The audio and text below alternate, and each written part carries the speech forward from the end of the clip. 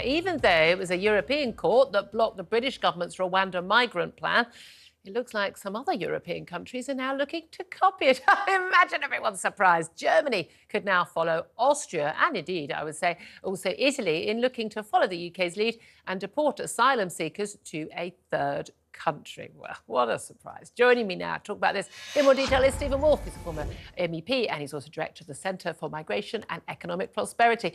Good morning to you, Stephan. Good morning, Julia. What a surprise, Germany. Don't you love this story? I mean, bearing in mind that when Britain does anything, the bleeding hearters go, oh, it's xenophobic, it's bigoted, it's heartless, it's cruel, it's you name it, every word under the sun. And when you know Italy does it, oh well, she must be a fascist. Oh, Germany. Oh, following Austria, Germany, run by Olaf Scholz, a left-wing chancellor, looking to do the same thing. Oh, I mean, the tumbleweed just blowing across the political field. No one's commenting on it. No one seems to have an issue with it at all. What a surprise. Well, I'm not surprised that no one in this country is actually following what's happening in Germany and Italy, which we can discuss in a moment too. But Germany is facing a really huge financial and economic problem relating to the large-scale numbers of immigration. Let's just look at some of the basic figures, Julia. It takes 18 months for a claim to be made in Germany. Consider that to our country as well, huge numbers.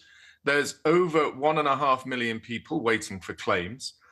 It's costing their country over 10 to 15 billion as an estimate just to deal with asylum seekers and the relocation process for them in Germany. And in one area alone, one area called Hesse, it's 3 billion euros a year, or sorry, 3 billion pounds more in euros for the cost of immigration in that state. So Germany is facing a huge problem. And so they've come to some conclusions. What can we do? And surprise, surprise, they've gone Rwanda light, and something we haven't done in this country, they are reducing the benefits substantially for those claiming asylum. They get a really good amount at the moment and are reducing it by at least 20% to 356 euros a month is what these people get. Right. I mean, that's something, again, that's been much criticised, that people don't have a right to work when they're seeking asylum, waiting to be processed, and that they're living on, a pittance, although they've got their room and lodging, paid for. But it is fascinating, isn't it? We were told, that the former Chancellor, of course, Angela Merkel, in 2015, when the Syrian refugees and many posing as Syrian refugees, when they came over to Europe, she said, basically, come on in. Doors were opened. Many of the Eastern European states absolutely horrified, as hundreds of thousands of people marched through their countries to get to Germany. And it has been an unremitting disaster. And it's not something that anyone in the British press likes to talk about, because we're all supposed to think it was a fantastic thing and we're all multicultural and everything's worked out fine. Whereas in fact, actually, we've seen virtually zero integration, assimilation, some like 1 million plus people arriving, not speaking German, not assimilated in the language. And we have seen, and I've had Ofcom complaints about this, which, by the way, I've managed to bat back because what I'm saying is based on fact.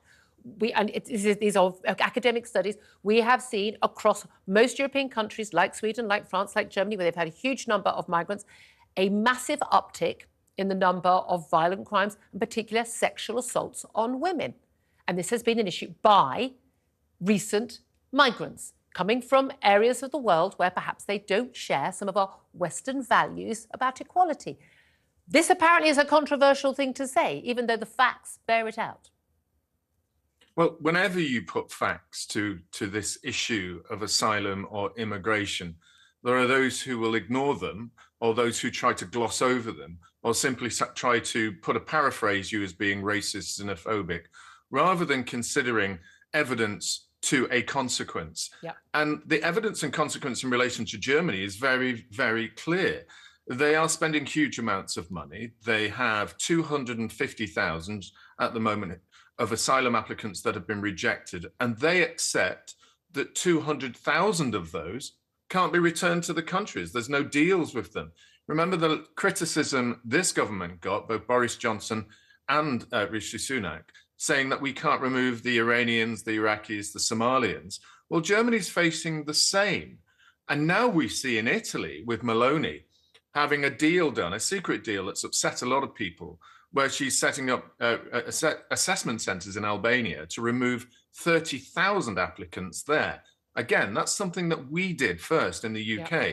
But the criticisms that we've had, you're not hearing that because it's Germany using it. They'll criticise Italy, but not Germany, where it's a left-wing government. It's just extraordinary. It's so blatant and so obvious, isn't it? And again, as always, it's the people who are actually affected by the reality of this who speak out about it and want action, whereas those in their sort of ivory towers were, you know, saying, oh, no, it's not an issue, when we all know that it is an issue. Stephan Wolf, you've been a fantastic campaigner on this issue. Thank you so much indeed for joining us.